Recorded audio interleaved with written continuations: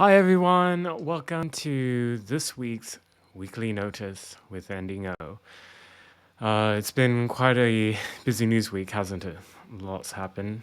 It seems like people are already quickly forgetting about what happened at the Brooklyn subway station.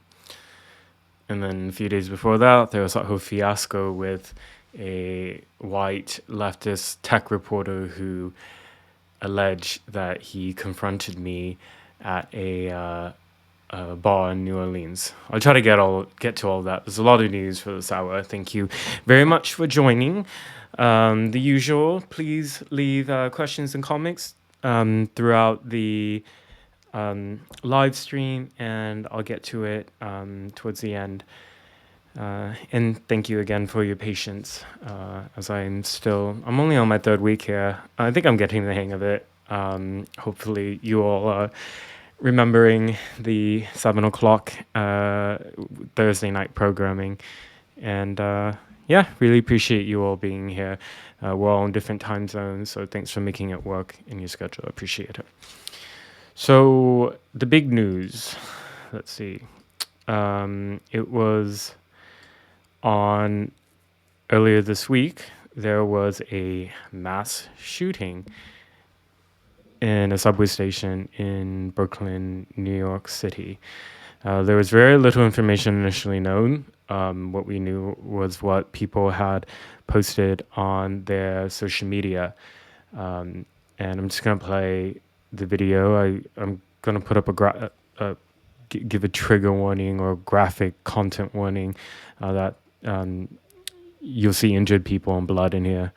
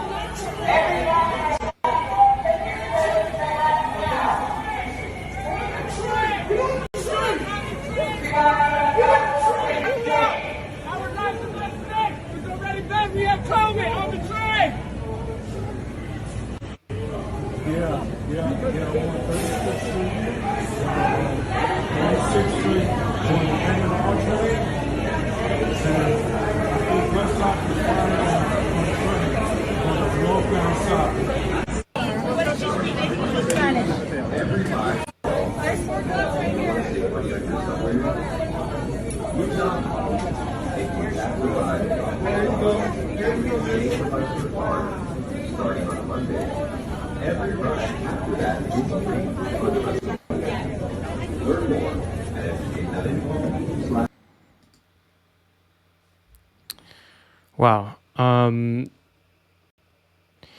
You know what makes me sad rather than surprised is that immediately after news went out that a mass shooting had occurred, they didn't know at that point. This happened in the morning, so it wasn't clear yet if it was one shooter or multiple shooters. Wasn't known exactly if people were dead, how many were dead. You can see in the videos and photos that people were just lying in pools of blood.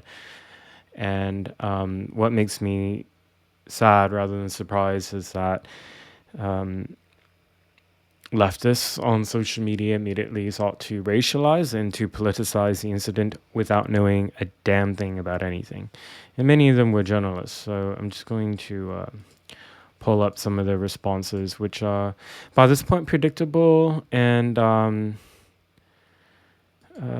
would you say infuriating? No, to me it's sad. It's sad that this is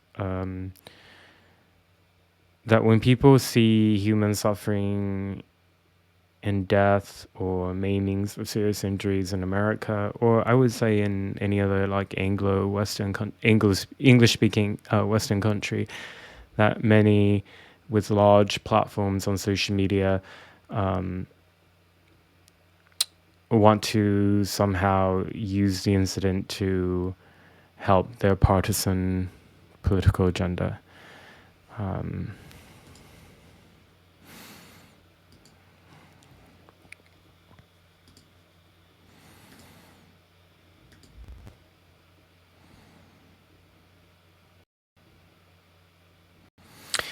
So law enforcement in New York City were pretty quick to say that in the initial early investigations, they didn't see that they didn't view the attack as a terrorist attack. They said it didn't have the hallmarks of classic terrorism. So the response from people on Twitter, like this man, Mr. Mathur, um, he's quoting what they said at a press conference. This wasn't classic terrorism. And he wrote, that's white speak for the perpetrator wasn't brown. Look at this person, Tamima. Classic terrorism versus white male supremacist violence. So you see, there's this, they always assume, incorrectly by the way, that mass shootings are almost always perpetrated by whites. It's not true. You can look at the data on that. It's actually quite a diverse.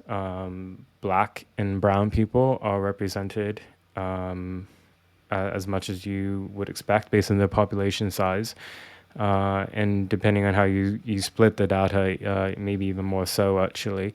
So generally, mass shootings as defined by a lot of analysts and academics and professionals are shooting incidents where there are 4 or more people who are shot. It doesn't matter if there are casualties or not. So many gang-related black on black violence shooting incidents where there are 4 or more people who are shot. Those are mass shooting incidents, but are not viewed as such by the wider public and not reported in the same type of way. Sarah LaBouffe. It's only terrorism if it's from the Middle East. Otherwise, it's just sparkling white male rage. From Agvino Niyogi.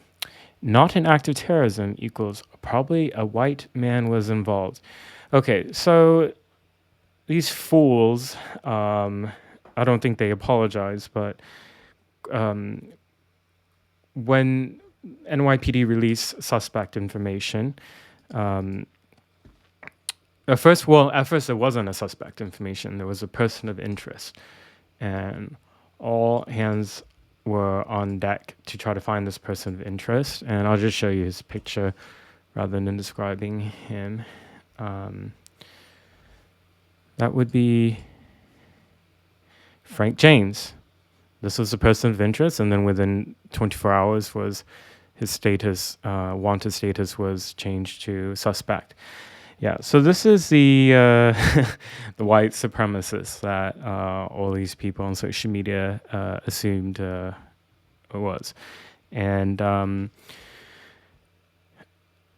I've done this several different times already. It's a lot of work, but when there's a suspect name or a person of interest name, what I do is ASAP whole ass to find their social media. And it's not easy to do it because over and over, like what you see in, I'll go through some of these past instances, but like the Waukesha Christmas Parade massacre suspect, they may or may not use their real names on their social media. They may use a pseudonym. So it takes quite a bit of research skills to be able to find.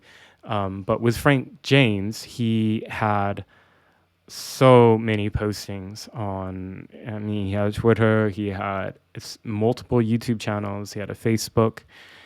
And what I very quickly found through looking all of it was that he was obsessed with race. Like obsessed to the point of where you have hundreds and hundreds of videos going back years talking about essentially his racial grievances as a black man in what he views as a white man's world. He had black nationalist views. He viewed that black people could not prosper and live happily among whites, that what needed to happen is that they need to create a he advocated for ethno-nationalism. And he was so radical in it, and he described quite often about what he viewed would be an imminent battle between the races. He was quite racist himself. This would be the Frank James, the Brooklyn subway mass shooter. He posted videos of himself saying all these racial slurs. He was very happy that Supreme Court Justice Brown Jackson, excuse me, was now on the Supreme Court as the first black woman, but then he was very angry that she was married to a white man, and he had this so long tirade about that. So there was so much evidence, and the reason why myself and any of you maybe who do this is that you have to be really fast in gathering this evidence, because all the big tech platforms will shut down the accounts. So YouTube did that. They shut down. Last I checked yesterday, his main channel. I assume by now his other smaller channels have been shut down. Facebook removes the Facebook postings, and that's not the same as deleting evidence. I see some people say that in like my comments when I bring that up, that these platforms are deleting evidence. They're not. They're making it so the public can no longer access. Law enforcement investigators have access to that stuff, but we as journalists or as just people in the public can't see it. And these type of postings, they don't necessarily say what the motive is for a specific crime, but it can help you maybe perhaps contextualize and maybe analyze through a new lens what evidence is known about the massacre or the shooting or the attack that happened. And you see journalists on the left do this all the time with but what they do is they go on like this big fishing expedition for like trying to find out if this white shooter had right-wing views, if this person liked a post that was supportive of Donald Trump. They do all that type of stuff, and then they'll publish stuff on it, like Daily Beast did about Kyle Rittenhouse, saying that his social media was filled about all this stuff about support for the Second Amendment, and he's scary and he was right-wing. And then when I did posted the screenshots of the Waukesha massacre suspect, then Daily Beast did a hit piece on me saying that I was trying to tie BLM into the story and blaming BLM for it, which I never did, by the way. I am posting the evidence of what these people themselves posted or what they said. So the public can make up their own mind, and I'll leave it to the investigators at some later point after the trial's concluded and where the evidence has been presented if there was an ideological motive. That's not my role to speculate. And I always urge people, don't speculate. It's not helpful, really. And you see, you don't want to do the same thing that the left does a lot, which is to always assume, for example, when they heard that there was a mass shooting at the subway station, they immediately jumped and assumed it was a white person, and because it wasn't declared a terrorist attack right away, that meant the person was white. All of this was shown to be untrue in the end, and over and over and over, it's not true. But it doesn't matter to them, because they're driven by emotion, they're driven by clicks, they're driven by misinformation, I would say, for partisan and political reasons. And so try very hard to fall for that trap, and hold people accountable who you look up to. If when I get something wrong, it's important to call me out. It's very disappointing when you are trying to get out information about like a breaking news news scoop that others haven't reported on, and like maybe some small aspect of it may turn out to be wrong. It's very disappointing, but a sign of a good journalist, of a real journalist, is they admit when they're wrong.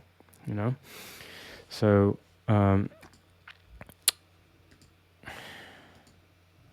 Yeah. So this is one of the posts on Frank James' Facebook. And he used a fake name on there. He used the name Frank Whitaker. There were a lot of people who, one of the stupid questions I got was like, well, that's not him because that's not the same name. Well, one, there were lots of pictures of him on this account. I haven't had a chance to check within the last few hours or today yet if Facebook has taken down his page. But there are pictures of Frank James on there. And on top of that, he cross-links and posts his various YouTube content. That was how I was able to find his YouTube content. It's him. So, I mean, his posts can be quite cryptic, but they're disturbing, right? You see something like this, um, this one. So he posted in 2017. So going back years, he had this like obsession with like leftist black nationalist ideology. The Black Liberation Army was a domestic terrorist group in America that was active in the 70s. As Sasha Shakur, you probably have heard of her because she's like um, the heroine to Black Lives Matter today, like officially. They will read her poems, they will honor her. So she's a wanted FBI fugitive in Cuba for her involvement in killing a state trooper many, many years ago. The family of the state trooper who was murdered by her and other members of the Black Liberation Army have never had justice because she fled abroad. She was involved in many other terroristic crimes in America, as were some of her other comrades here you see in this picture. And what's disturbs me is that left wing terrorism has been made acceptable to the mainstream left today. If you read and support Sasha Shakur, as you will see quite often at BLM events, people will be wearing a Sasha Shakur like quotes on their shirt or a sign, or have her face on various items just showing support for her. It's like, I mean, you can only just kind of think of like if a wanted terrorist on the right was lauded in this type of way today at some type of mainstream conservative event. It would be a big story and it would be condemned by the right. The mainstream left is good, I would say, at not rooting out extremism on their own side. I don't mean that it's good that they do that. I mean they're effective at keeping their side sort of consolidated because they're not willing to throw out the those on the fringe unless they cross certain lines, and even then it's very rare. Um,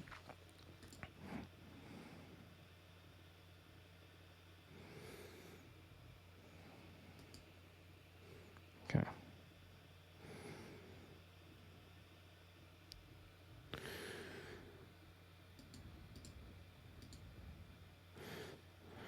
I'm getting told that there might be some technical issues with you not being able to see what I post. Hopefully, it's taken care of. Okay. I apologize about that. I'll try to keep an eye out on the side. Okay. I see how it keeps. All right. I'll try to adjust it next week. Please just bear with me for now. Apologies. Yeah. So this is Frank Whitaker had a number of posts that were, I would say, disturbing. I've been using that word a lot tonight. A lot of things disturbs me. He seemed to, since the screen is not sharing well, I'm just going to turn it off for now. Some of you probably saw on my Twitter, I had a thread that went viral. So one of the posts that he shared originally in March of 2017, but then March of this year, many years after he originally shared it, he's been resharing his old posts, and they are, some of them are cryptic in their suggestions of violence, and some are a bit more explicit. So in one, he said, this is Frank James, the subway mass shooting suspect. This was an image and text he posted. They say the pen is mightier than the sword. I say the bullet is mightier than both of them. I'm going to try to pull up some stuff on Twitter. Hold on.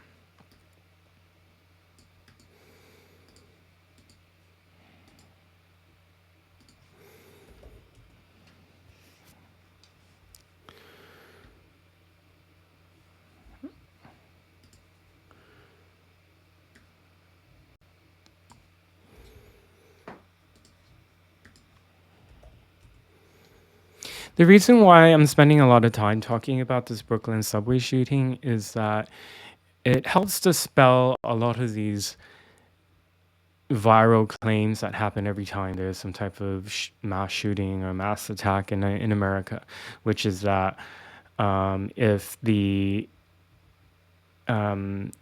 if it's not described as terrorism right away, that means the person is white.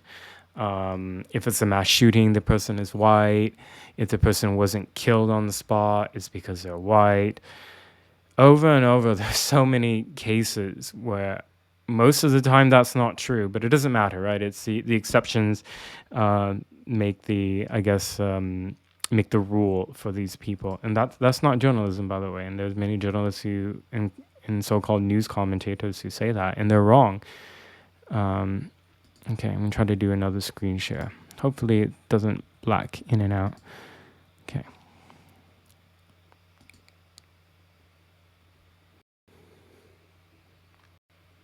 Okay.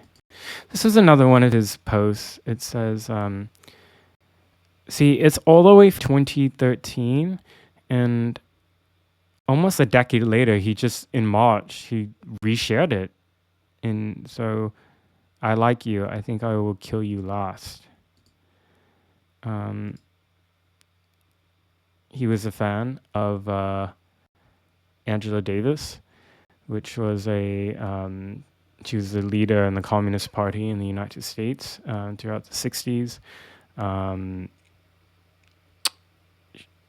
She was accused of various serious crimes, but wasn't convicted at trial for some of the most serious offenses.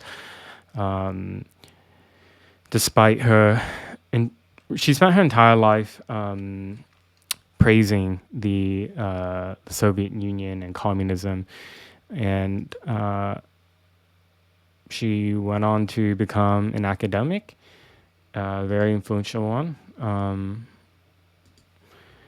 You see over and over with a lot of these terrorists and far left extremists from the 60s and 70s is that if they were, a lot of them fled abroad to Cuba.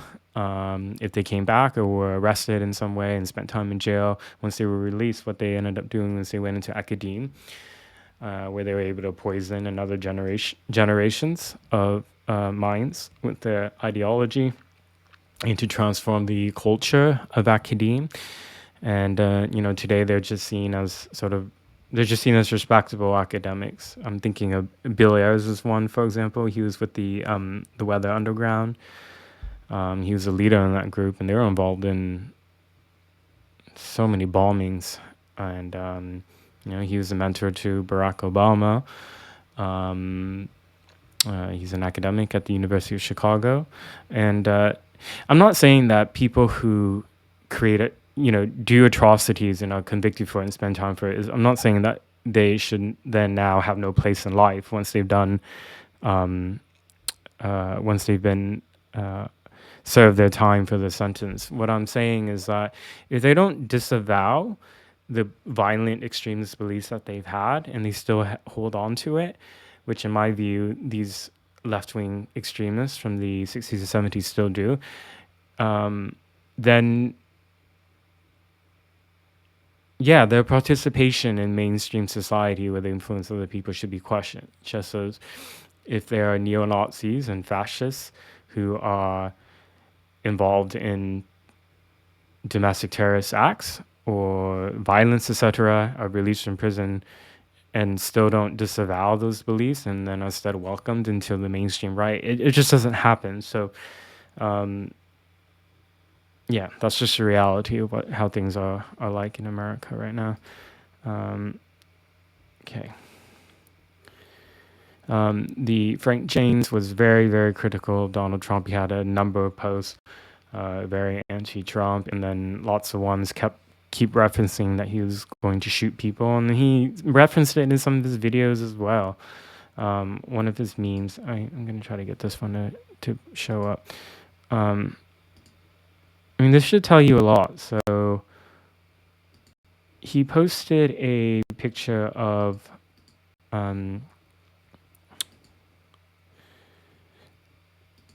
the gunman who killed 5 cops at a BLM event in Dallas.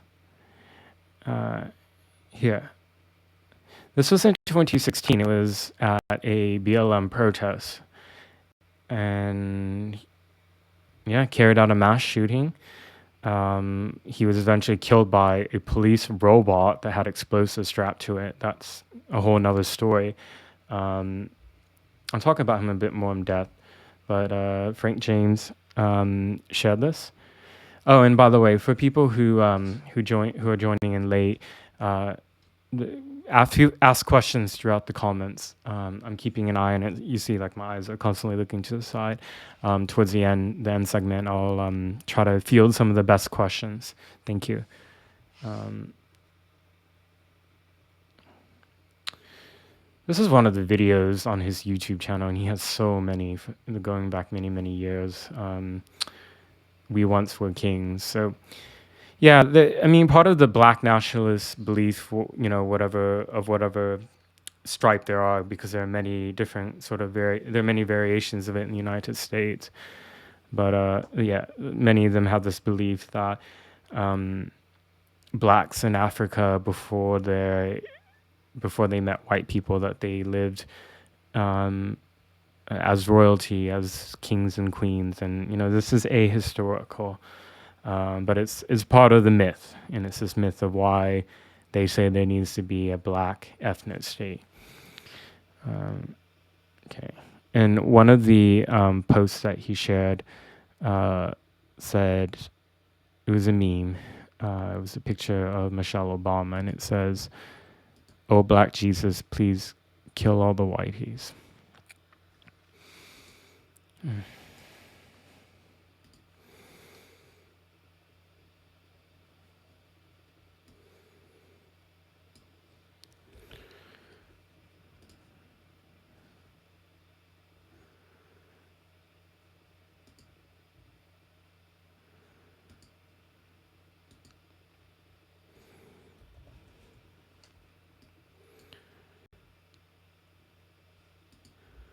I want you all to see a really important tweet from uh, a journalist, an investigative journalist for The Intercept named Lee Fang. He received so much grief for stating this, but I'm going to pull it up so you can see, because it's really important. He's a really great journalist, always, so you should follow him on social media if you don't already, and read his work. Very, I would call a straight shooter. You don't see that a lot with those who work at like newer independent publications. Like legacy media is biased, but they try to hide it in a way that's like gives them a bit of plausible deniability sometimes. Quite often, they're very avert.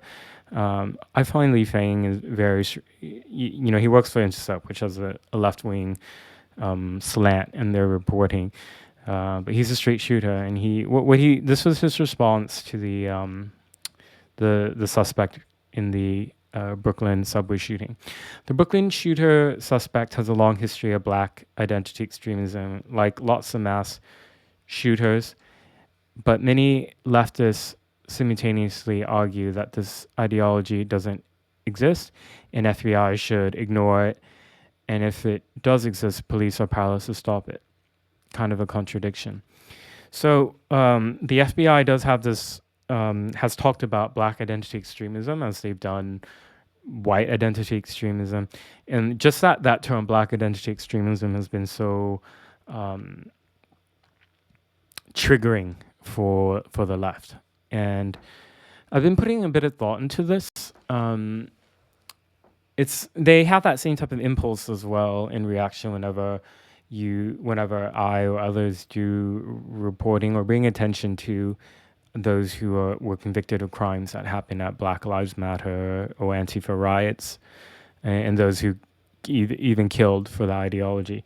And I think the reason why they're particularly protective of black identity extremism is that a lot of that ideology overlaps with their ideology of the contemporary sort of leftist cultural Marxist view.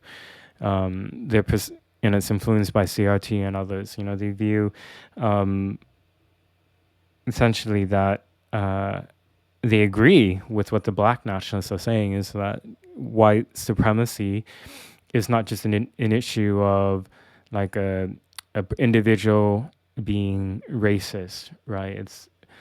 It's anywhere and everywhere, and all encompassing and all oppressive, to the point that you, as they'll say, figuratively, they can't breathe being a black person. That being a black person in America is a struggle every day. It's a struggle to just survive. All that stuff is BS. They say that, and then they expand it further to say just being a person of color is yeah, coming home alive every day is an accomplishment. So yeah, there's like this leftist over far leftist overlapped with this black identity extremism, and that's why you see them cover for these uh, black identity violence extremists, and there's been a lot actually, just in the past couple of years. I'm gonna pull up a couple of cases, and so.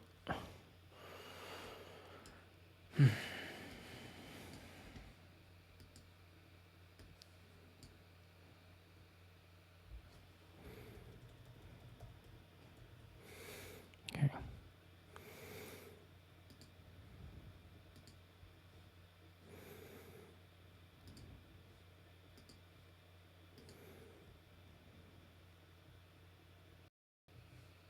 Okay. So this is Micah Xavier Johnson. I showed his picture a little bit ago because the subway mass shooting suspect had shared his picture. And Johnson is accused of, not accused, he killed 5 cops at a BLM protest in Dallas in July 2016. And I see on my live stream that for some reason it's not showing. I apologize. I don't know what's going on. Yeah, I'm just gonna focus on talking then. Sorry, there's no visual component for this part, but that's okay. So there's Micah Xavier Johnson, killed 5 cops, injured others at the BLM protests in Dallas in July 2016, and he was killed by police.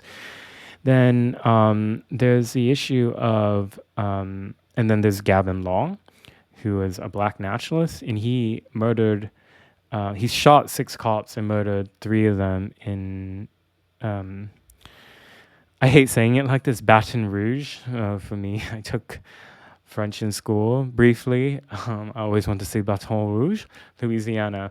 But yeah, he shot 6 cops in July 2016, had a black nationalist worldview and a very virulent hatred of police. He killed 3 cops. So yeah, it wasn't just 2020 that BLM made a very big serious impact in the U.S. We remember that just because the riots were so long and so violent and so deadly. But going back years now, we've had those who, like Gavin Long, who I just talked about, he carried out the shooting after there was a BLM martyr. And so, this was in the context of protests happening all over the United States, and these black nationalists would use the opportunity to carry out deadly attacks against police. The next case,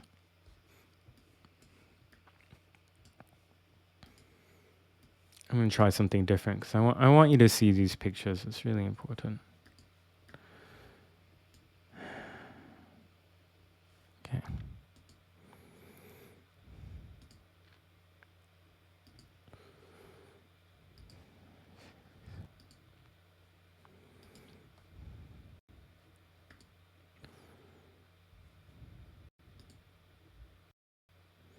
Okay.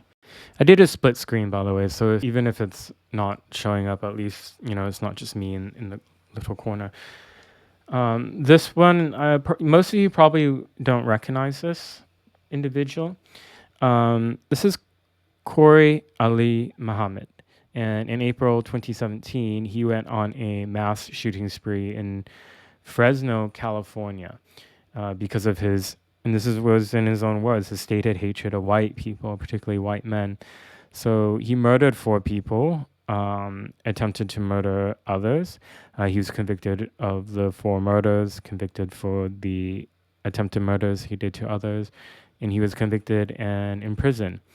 And like Michael Johnson earlier, he's doing the Black Power fist symbol. So you see a lot of people at left-wing protests very casually do that fist. It has a long history and many meanings. I mean, it's not doesn't mean just Black Power, even though that's how it's often associated now. Communists have used it in other parts of the world, but it's very much a leftist symbol, and the fact that it's been branded as a sort of like this virtue signaling symbol that people print out or put on the social media or just do all the time without recognizing the context and history about it. It just shows you how effective the far left has been in mainstreaming and normalizing their ideas. Oh, yeah. I want to show you some of the pictures of the victims of Cory Ali Muhammad. Okay. Yeah. He was not remorseful at all for his crimes, by the way. Okay.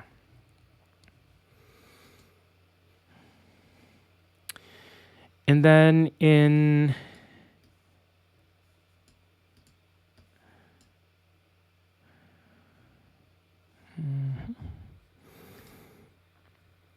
and that wasn't even all. I'm going just past the last few years. And I'm not surprised if a lot of you are like, I don't remember this in the news. I don't remember this. There's a lot of this stuff I barely even remember. The Black Lives Matter mass shooter in Dallas, I got a lot of attention because there was a really long like standoff and negotiation attempt with Michael Johnson and the robot that they sent in. That did get a lot of national media attention. And 5 cops getting killed is a big deal. But something, the ideology that they espoused and espoused proudly and was radicalized in, that is what you didn't get a lot of attention in. Whereas when people think of Dylan Roof, they don't just think of the fact that he murdered people in a church, people who opened up their house of worship to him and welcomed him, and he murdered them. But what's crucial about the case of Dylan Roof is that he had this long history of extremist far right beliefs and racist beliefs, and that's really important to the story. I don't think it like that type of coverage that was done on Dylan Roof should be done on these Black identity extremists, but it's not. It's a privilege that you can get if you are a violent extremist who's not right wing. So it doesn't. I'm not even going to brand it left or like white or person of color. It's really about if it's not a right wing ideology that's motivating the extremists, then the press generally isn't very interested. You see that, of course, with jihadism, Black identity extremism, Antifa violent extremism, etc.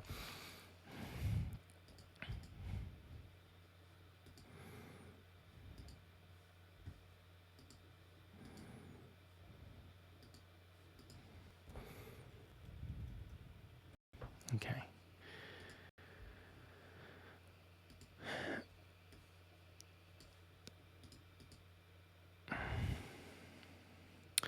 So this next image that I'm showing of Black Hebrew Israelites, David Anderson on the left and Francine Graham. Yeah, I can see that the image isn't working. Yeah, I'll just continue talking. It's fine. You see my face. Hello. So they had a violent hatred of Jews and police, and in a lot of these violent Black extremist attacks, there's anti-Semitism in it. So, you take out if the perpetrator had been white, it would have been very much explosive media stories, right? because you have like violent extremism and anti-Semitism, but because the perpetrators are black, that really can mute the story. So David Anderson and Francine Graham, in December 2019, they went to Jersey City, New Jersey. First, they shot and killed an officer, and then they went to a kosher store and killed 3 people inside, and then they died in a shootout with police. They had a large explosive on them that did not detonate or failed to detonate, and it had the capacity, in some of the reporting I read, to injure or kill people in as large of a space as a football field. So they were really serious martyrs, and the ideology, the evidence that you could see is that they were Black Hebrew Israelites. So quite often with these Black identity extremists, you can see both at the same time or one or the other. It's usually Nation of Islam ideology or Black Hebrew Israelite. And both these are Black nationalist identities. Black Hebrew Israelites, that's broadly, in simplifying it, it's a Black nationalist belief believing that the real Jews are actually black, and that the Jews today that are given the label Jews are fake Jews. They're not chosen people of God. So it's a crazy ideology. You'll see them a lot in big cities. I'm sure many of you can probably comment and say, what's been your experience, right? They'll wear robes that look vaguely Jewish, and then they'll have they'll have offensive signs and printouts up. They love to curse people out on the street and use, inflammatory and racist language all the time. So that's not all. I'm just up to December 2019. Then April 2021, this is a bit more recent. You might remember there was Noah Green. He was a Black nationalist with the Nation of Islam, and he went by the name Noah X. He was very inspired by Malcolm X, and he's the one who did the car ramming attack at the U.S. Capitol. And he killed a U.S. Capitol officer and injured another, and was killed by responding police. He died in the hospital from his injuries. That case took place in the context of just months after the 6th of January, when the Capitol was extremely fortified with all the fencing and barriers and all the performances that you saw day in and day out by Democrats, right? About suddenly reversing all the police hatred and saying, we're thankful for the police for protecting us on 6th of January. The police protected us from these white supremacists, Trump supporters, right-wing terrorists. We need to honor them. And then when this officer died in this Black nationalist attack at the Capitol, it was just kind of like, next. I was a bit surprised by the media, because I thought, okay, for there to be a deadly attack on a law enforcement officer with a car ramming attack at the Capitol so soon after 6th of January, it's going to be covered with more intensity than if it was at some other time. But the suspect was named and identified very quickly. He was a Black man, a Black nationalist of the Nation of Islam. Yeah. Then next, last year, there is a case of Quintet Brown, and he was a Black Lives Matter activist in Louisville, Kentucky. He had been given an editorial position to write about BLM and race issues at a prestigious legacy paper.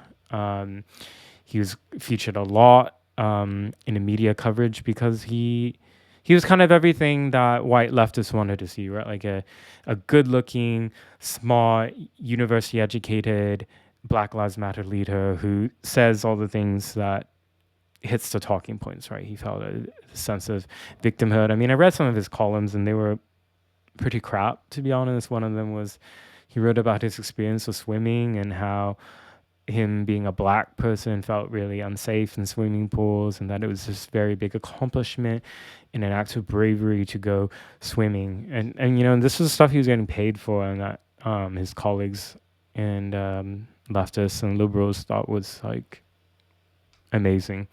So Mr. Brown was arrested last year and charged with being the person who attempted to assassinate a Jewish Democrat mayoral candidate in Louisville.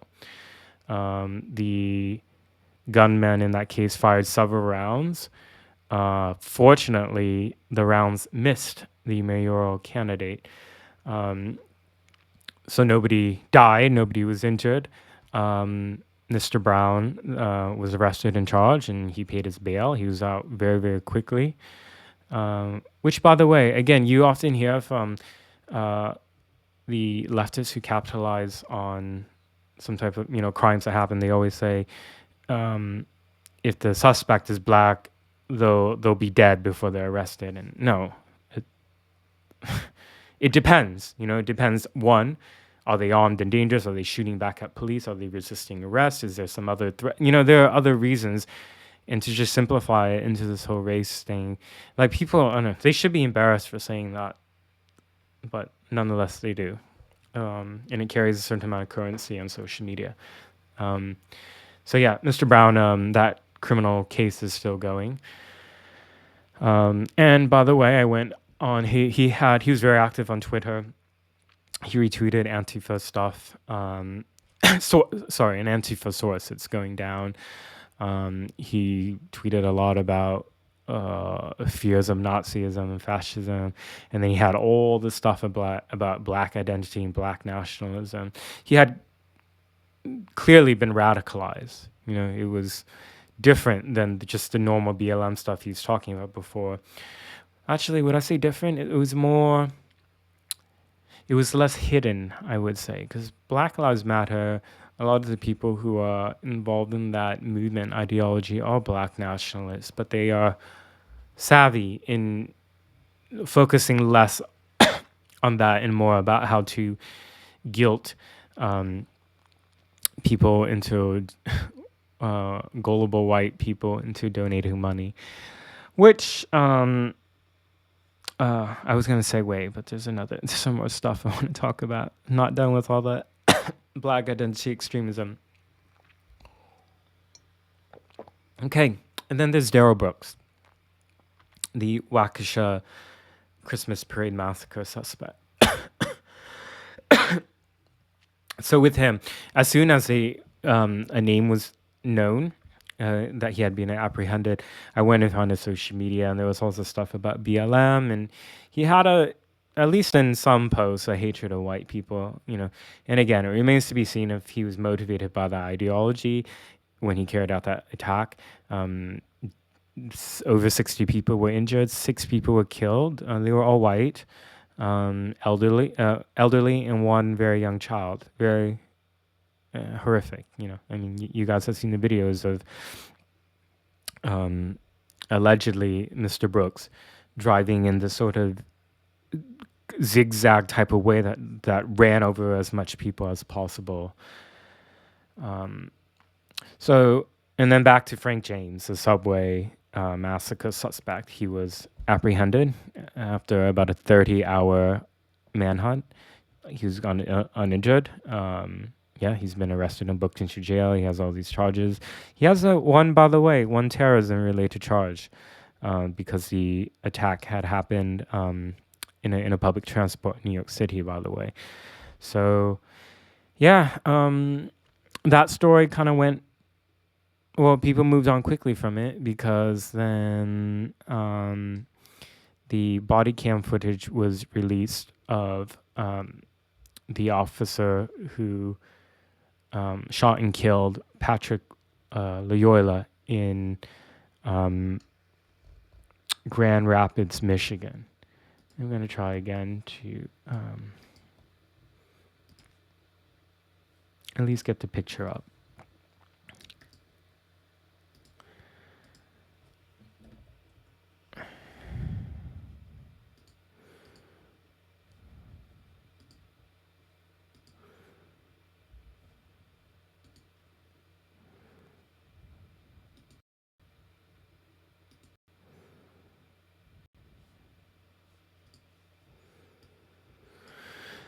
Okay, so Patrick Loyola, he and his family came from the Congo.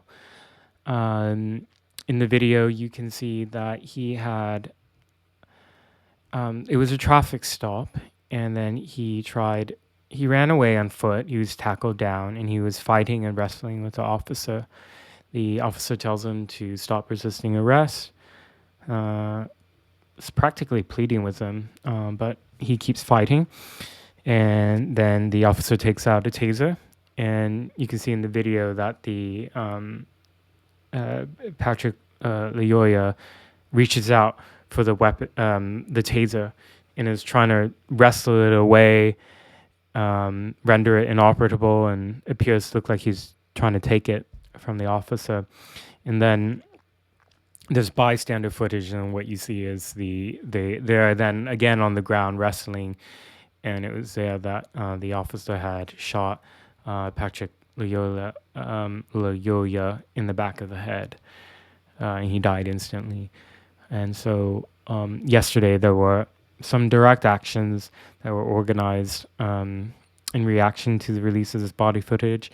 It's it's the same story that you hear over and over. So Benjamin Crump's now representing the family of this person. They're probably going to sue the police department, sue the city, not because they think there's like evidence that they would win in a trial, but because the city is so fearful that they just settle for millions, as they've done many times, even when the officers in various cases found to have been justified in the use of deadly force. So I looked a bit into the background of Mr. Loyola, and he has a long criminal history. He's only 26 years old. The one that stood out to me was a 2017 conviction for assaulting a woman that he knew was pregnant. So he pled guilty to that. He was convicted for it. And part of that conviction was that he had to pay a large fine. And he stopped paying that, refused to pay. He made some payments, and then the state from 2019, 2020, 2021 took steps to relinquish some of his earnings. So I need to state that just because somebody has a criminal history as a criminal doesn't mean that the state has the authority to kill them. That's not what I'm arguing. I'm just giving a context of who this individual is in some of these other BLM martyrs. So predictably online, Antifa and the far left were calling for revenge and calling for violence. Since my screen sharing is for some reason not working, unfortunately, I'll just have to read. I'll read the tweets. So from the DC chapter of Antifa, the DC Anti-Fascist Action, they wrote, "Love and solidarity to our comrades in Grand Rapids. Rest in power, Patrick Loyola. Abolish the pigs. Burn that shit down." A woman with the username Lady510, she tweeted, "I hope they F that city up behind Patrick Loyola." Another wrote, "The response to what happened to Patrick Loyola should not be a peaceful protest. Peaceful protest is not going to liberate Black people from police state violence." So the investigation is ongoing. The officer so far has not been charged pending the investigation. But it's important that people do see that body camera footage, and particularly those frames where you can see very clearly the steps that the suspect, the now deceased suspect, used to grab the officer's taser, by the way. Okay. Wow, it's already 12:55. I'm just getting started. Flies. Okay. I'm gonna touch base quickly regarding the Thor Benson fiasco. So a week ago, I was doing this live stream, Weekly Notice, with you guys, and yes, it's actually live because I see your comments, so I'll read some of it.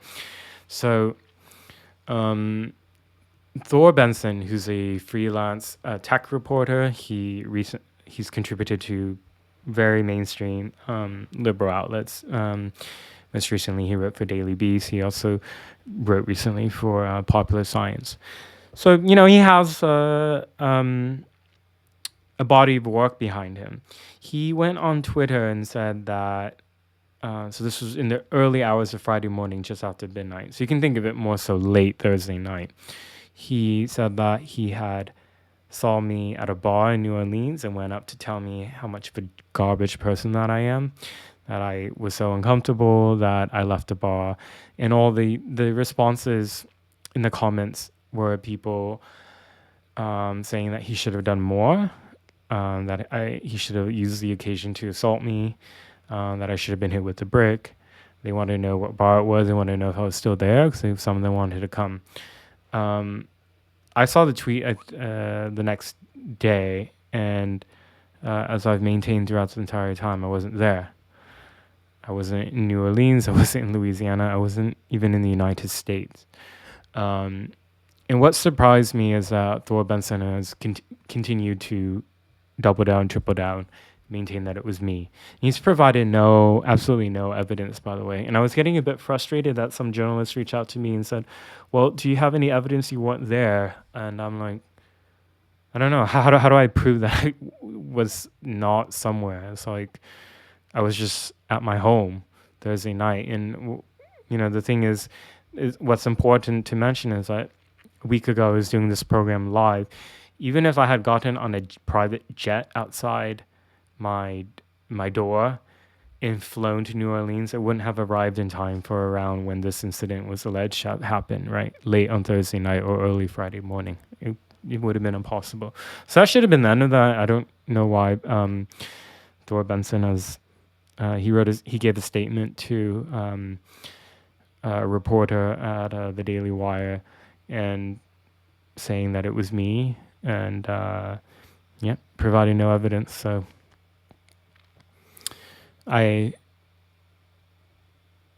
assuming that he even saw somebody, let's just assume that he thinks really that he saw me or someone who looks like me. I think at best you can interpret that as an instance of racial profiling.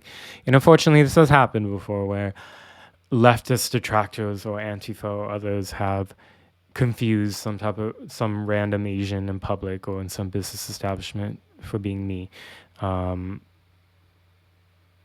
It's pretty damn racist. That's the best scenario. The other thing is that Thor Benson may have made up this entire thing and just posted it online to get lots of likes and compliments, and not thinking that, people who care about the truth would ask for evidence. So, okay, I'm going to get to the comments now. So the show's going to run a little bit later than when it's supposed to end, but you guys are awesome. Thanks so much for being here with me. Thanks for being patient throughout the technical difficulties. Sorry that I couldn't do the screen sharing for some reason. Maybe I have too many windows up. I don't know. I'll sort it out for next week. My apologies. And thank you for sending your questions. You can send them now still, by the way. Okay. Oh, so Star Traveler, he asks about on the Brooklyn shooting, how many victims were black? The answer is we don't know. So there were in excess of 20 people injured. The reporting I've seen is that 10 were from gunshot wounds, and the suspect, Frank James, is allegedly used a semi-automatic pistol in his attack. The miracle is that nobody died. I mean, wow, that's a miracle in itself. As horrific as the videos you can see is just people laying in blood in New York City, but we don't know the demographic makeups of all the victims. Some of them have been identified in the press. It's in a really diverse area of Brooklyn where there's East Asian people, where there's Hispanic. Like Brooklyn is super multiracial. So we just don't know at this point.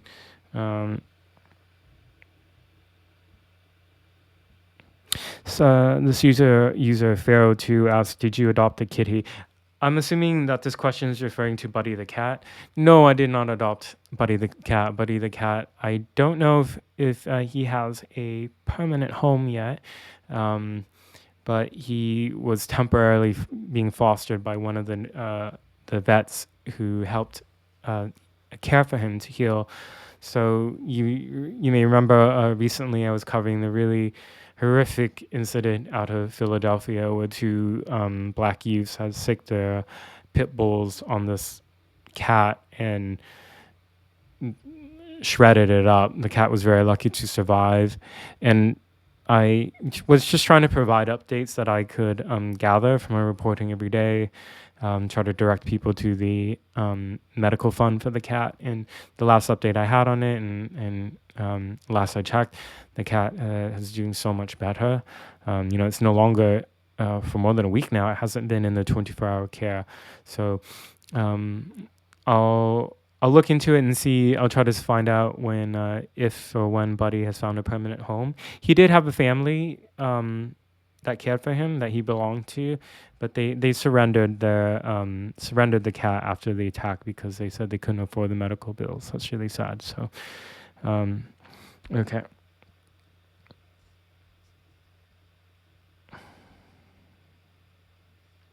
Tony Ox 2021 asks, "Do you ever feel unsafe telling the truth?" The answer is yes. Talking about not providing any analysis, but just talking about, say, data provided by the FBI, for example, related to demographics of crime in the United States, that is it's very precarious. And you stand to lose a lot as a journalist to discuss that type of issue, even when you're doing it like completely sober, in a sobering way. You're not, sensationalizing it or anything.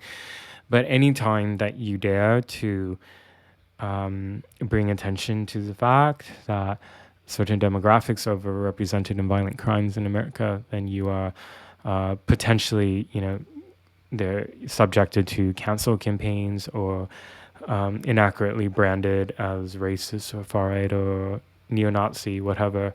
So yeah, that's a very taboo issue in America. Various countries have taboo topics, like in Western countries where there's a liberal dominance in the culture, stuff about race and crime, that's the big taboo. You see the same thing, for example, in Western Europe regarding crimes perpetrated by migrants or those who are from immigrant stock in Western Europe. That's a no-go. You don't talk about that stuff in public, otherwise you're branded as xenophobic and untouchable and fringe and extremist.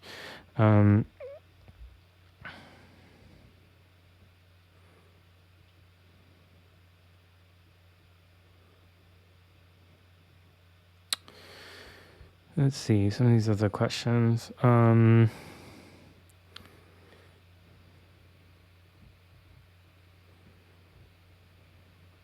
Okay, this is a personal question, and I'm gonna let this be the last one.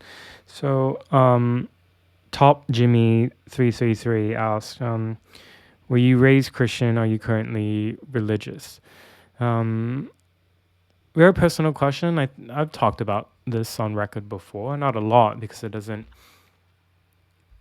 relate to the reporting stuff I do, but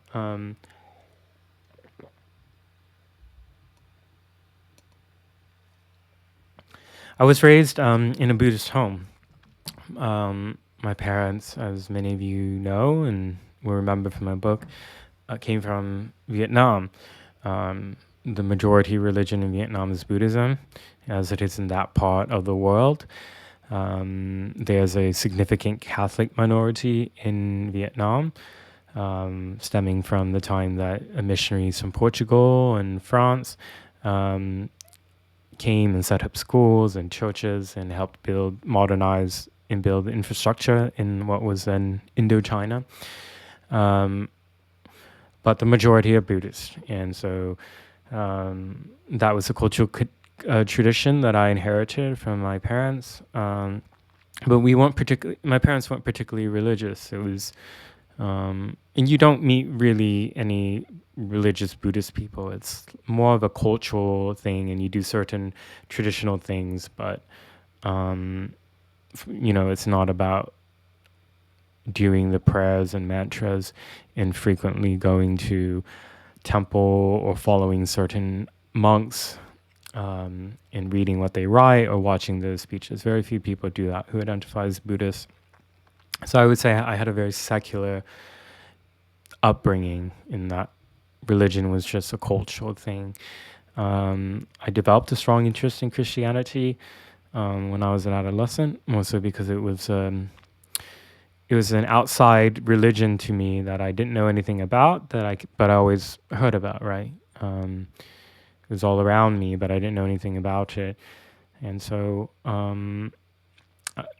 I have a very strong respect for Christianity. I think many of the tenets of the religion and theology are really beautiful for things such as the concept of grace.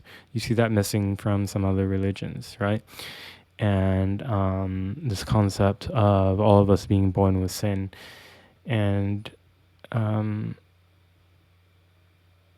I think when the church upholds teachings and its followers stand by those teachings and carry it out in their life, you see it's really beautiful.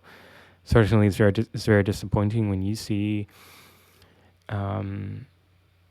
churches do things that are wicked and destructive and political. I find it very distasteful that a lot of Protestant churches, in particular, in the United States and Canada, in England, all around in the West, adopting political symbols and political ideology as into part of their theology. So you see them do all the Black Lives Matter, trans flags, LGBT, etc., having drag queens come to church. Or it's not that I'm advocating that they don't welcome and love people who may be of a sexual minority. I mean, I'm gay myself.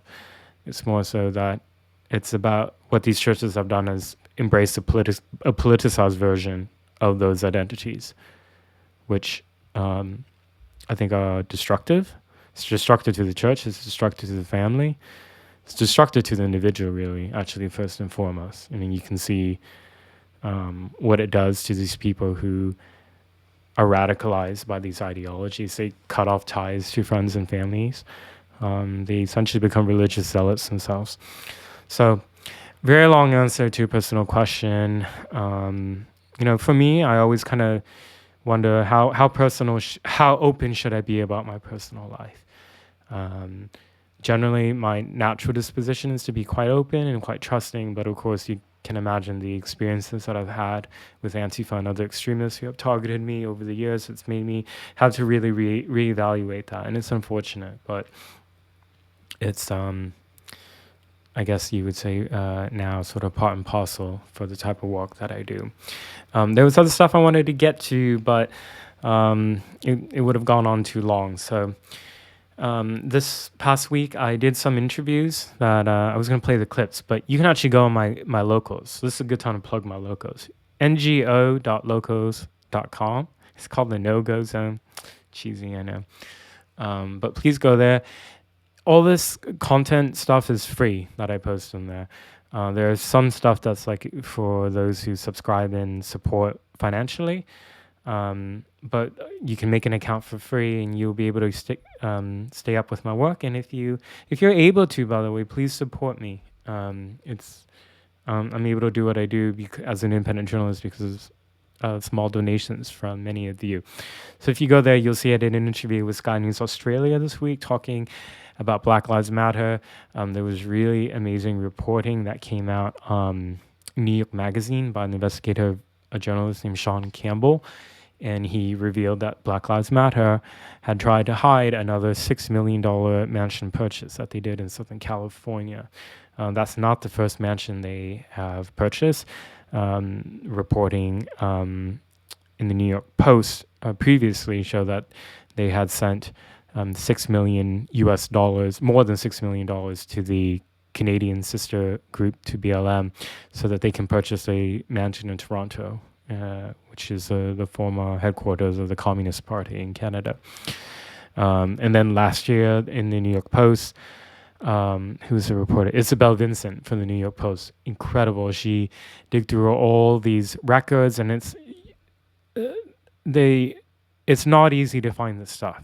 In BLM and their founders are trying to make it really hard. But Patrisse Cullors, which is one of the co-founders of Black Lives Matter, was revealed to have a multi-million-dollar property estate, right? And she's the one who's in the video, the viral video everybody saw, that saying that she was a trained Marxist and all this. So, yeah, I was interviewed on Sky News Australia talking about that. Please watch it. And then I was also interviewed by Mark Steyn on GB News. Mark Steyn, many of you probably have seen him on Fox News. He, in the past, quite frequently would host Tucker Carlson Tonight. Great commentator. He has a show on GB News, and I went on there to give my reaction and to talk about the conviction of a Somali British jihadist who killed a conservative Christian lawmaker last year in a church. It was really, really brutal, horrific. He had for many, many years and had been actually investigated by the counterterrorism agency before. He had been looking up ways to carry out a jihadist attack. He came from a pretty well-to-do family. His father was formerly an advisor to a prime minister in Somalia. The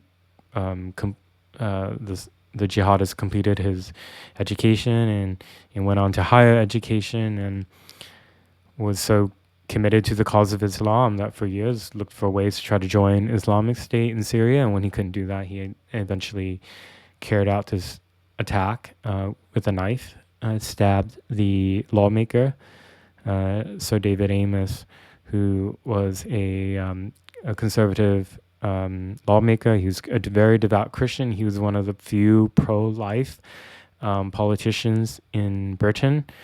He was stabbed over 20 times and died on the spot in the church. And that story didn't really... The press moved on very quickly in the United Kingdom from that attack, by the way. I think they spend more time talking about 6th of January than the fact that one of the sitting members of their parliament was murdered. And I think throughout the entire history of the British Parliament, I think there's only been 4 total. So we're talking hundreds of years. And yeah. So yeah, that was my interview in GB News. You can see it on my ngo.locals.com. Let's see. Yeah. Thank you everybody for joining. Apologies again for some of the technical difficulties. I wonder if you guys like that I just look at the camera and talk. Maybe that's better. I don't know. I try to do the visual component of showing the tweets and showing the pictures and videos because I think it's helpful.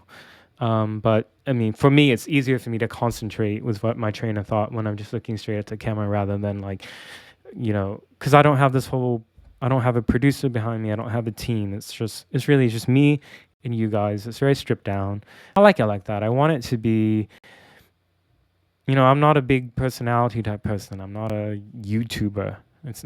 I get actually many comments that, my voice is so, and with it being nice, they say it's soothing and relaxing, but most people say it's quite boring and puts people to sleep. I'm very sorry. I have a very monotone voice. But anyways, thank you everyone for joining. Follow me on GetHer. Support me on Patreon if you can. Support me on Locals. And look forward to seeing you again next week. So much news. Thank you, everyone.